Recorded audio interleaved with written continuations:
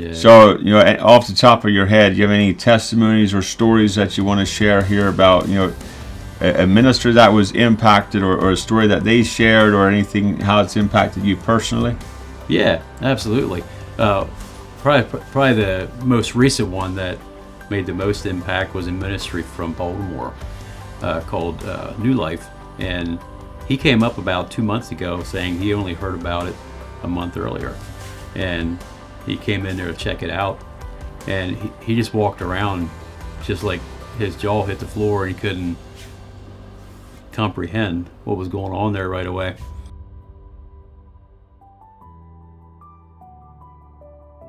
Welcome to HopeCast, where we share hope and inspiration about what God's doing in our lives at Blessings of Hope and in the local community. Joined today by Kent Martin. Kent is our operations manager at our selection center in Lancaster, and he just oversees the day-to-day operations there. Has done a great job. Anything you want to share here as we get into this, Kent? Yeah, sure. Well, it's going on a year here, and it's been quite a run. And Yeah. I really had a lot of fun this last year. The growth was tremendous, and keeping up with that, has definitely been a challenge, I think, for everybody. But every day is new and different. Yeah, it's always interesting to see what God does with bringing new people into the ministry, and just bringing their gifts out and putting them to work. And it's just amazing to see the team that God brings together as we go through this. Bible verse today is out of Acts 20:35. It says, "I have shown you in every way by laboring like this that you must support the weak, and remember the words of the Lord Jesus, that he said it is more blessed to give than to receive." And I think about the ministry there in Lancaster, and the volume of impact of people coming in, from other states, from other counties, and being able to receive the blessings, but then also to give the blessings to their local community. It's just amazing. So when you think about a day at the Ministry Selection Center in Lancaster, what does your days look like? Like, you just telling other people what to do, or you get down and dirty and get the work done too? Well, I soon realized that I can't do it all myself. There's a lot of moving parts there. Yeah. But it's definitely a team effort, and I get in there and help as much as I can, and delegate responsibility is pretty important. Definitely a big piece that I've had to learn over the last couple of years was to delegate and let other people do some of the work too. Absolutely. And it's just amazing to see people stepping into that. So let's talk a little bit about what happens at the selection center. Like, why the Ministry Selection Center? Yeah, well, my philosophy going into, I guess, let me back up a little bit. When I worked with food, which I had a market stand for 4 to 5 years ago, and I learned the skill of stacking it high and watch it fly was our motto. And it works the same way here. I soon found out, not knowing what Blessings of Hope was when I first came in, but I soon saw what it was and what it consisted of, and just making it, building it up and making it look like abundance, like there's abundance there. So when ministries come in, they're not afraid to take more, or take skids of it. So that's kind of what we do, and just keep that floor looking as full as possible. So the selection center is basically a warehouse or a storefront where any nonprofits that are serving the community can come in to select food at whatever volume they can use. And then we also allow our volunteers a voucher that's good for one trip after a volunteer shift. And we're not open to the general public. There's just no way we can handle the volume. But there's so much free food available. But what we saw is there's a need to be able to take the volumes and then make it available at whatever volume the nonprofits can use. And that's what we do at our selection center. Is the nonprofits, they can come in, they can see what we have, they can touch it, they can see what the quality of what's available, and then whatever volume they can use, that's what they take. And it's just been a great experience for the nonprofits and for our team to make to display what we have, and then they see what's available. So what do you enjoy most about what you do? I love the personal relationships that I've been building there. Um, I've always been about that, been about relationships and food, of course. Love working with food, but just the friendships of the volunteers that come in there and a lot of the ministries. It's just it's a lasting friendship. Yeah. Yeah, it just didn't take me long to figure out that I'm part of something bigger than myself, which is really satisfying. Yeah.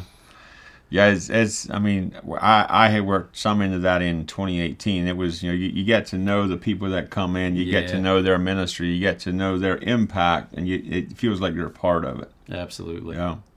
Yeah. So, off the top of your head, do you have any testimonies or stories that you want to share here about, a minister that was impacted, or a story that they shared, or anything, how it's impacted you personally? Yeah, absolutely.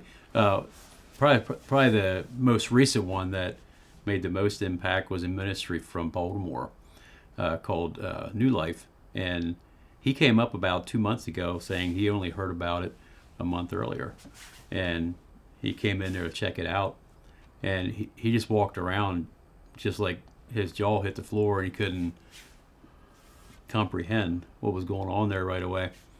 But we always give them a stack of papers with the name of their ministry on, and they can lay it on a skid as they walk through. Like, we want this.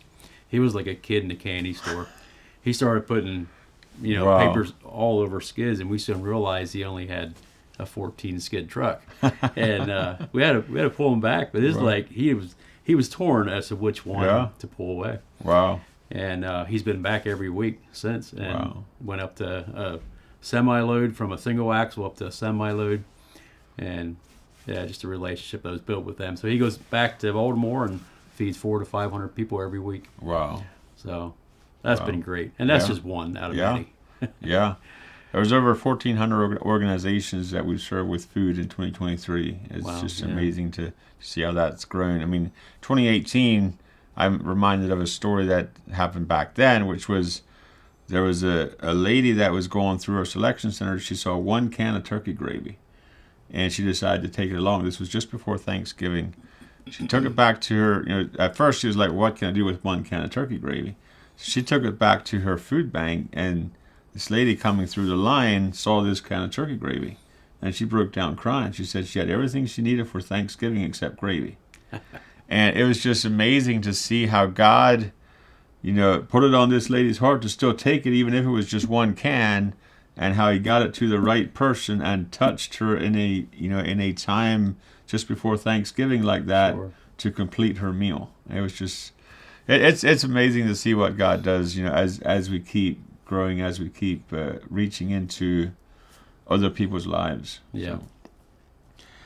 So, yeah. If you want to get involved, as a nonprofit, if you know of any nonprofits that are looking for food, you can check out our website, blessingsofhope.com. We always have, food available. There's times when the supply is lower, and a lot of that is due to the volume that moves through the selection center. Mm-hmm. We're looking at opening up more selection centers here in the future. We also have one in Camelsville, Kentucky. There's unlimited opportunity for growth. It's just a matter of how fast can we build the infrastructure that we need Right. to sustain the growth, and how fast can we responsibly grow the organization, because Sure. there is so much food available and there's so much need out there. The question is, how fast can we bring the two together? Mm-hmm.